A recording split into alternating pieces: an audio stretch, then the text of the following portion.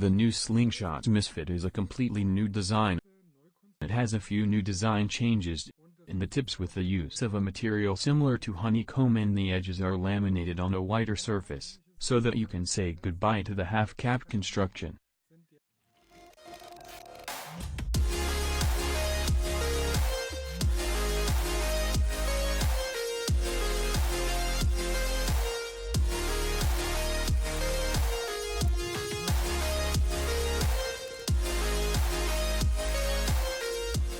The tested model has a length of 1.43 meters, with a width of 43.5 and a rocker of 3.2 centimeters, which altogether gives for an extremely early gliding performance. In addition, it accelerates rapidly and reaches an overall good final speed. The performance can be delivered immediately.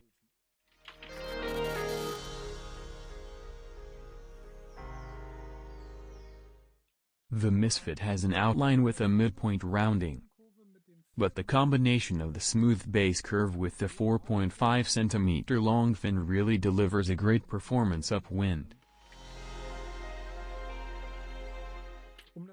Only slight use of force is necessary for switching the board. All the adjustments here are loose to middle loose.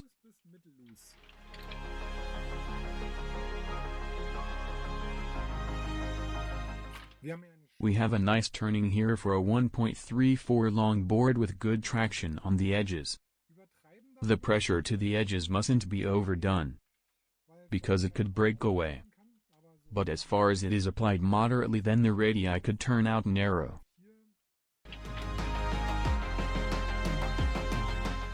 What was very well done were the adjustments of the smoothness.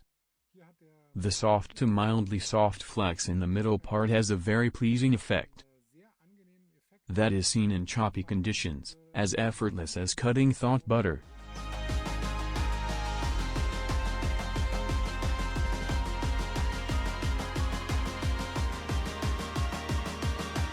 There are no control issues. It is actually very, very comfortable. Thus, the board can be recommended to riders with knee issues.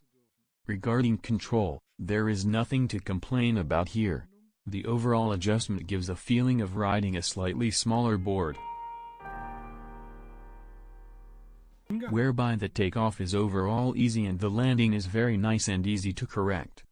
The thin edges of the Misfit give a very good grip in cases of hooked jumps. With a middle edge procedure, regarding the radius, a good power performance can be achieved and the departure from the water surface seems to happen by itself.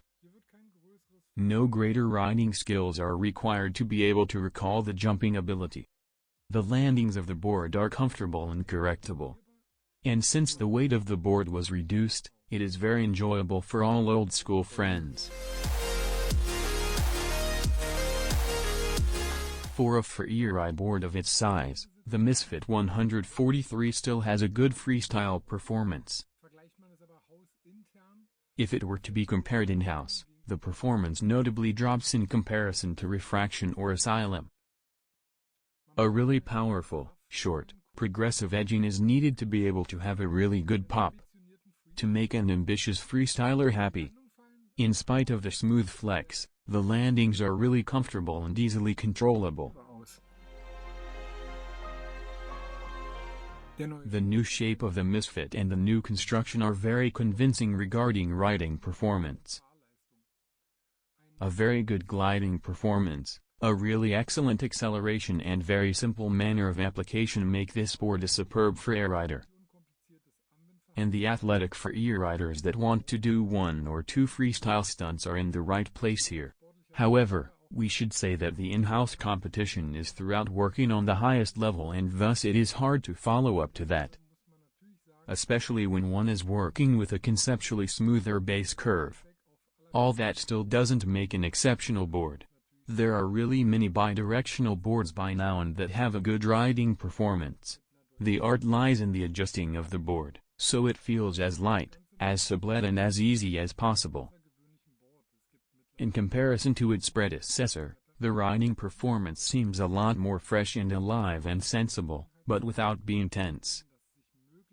Those are attributes that have been assigned to custom-made until now, But in this case, it was well managed to implement all that so that the result was a really elegant riding experience. And in comparison to its competitors in this freeride class, it definitely is one of the best boards.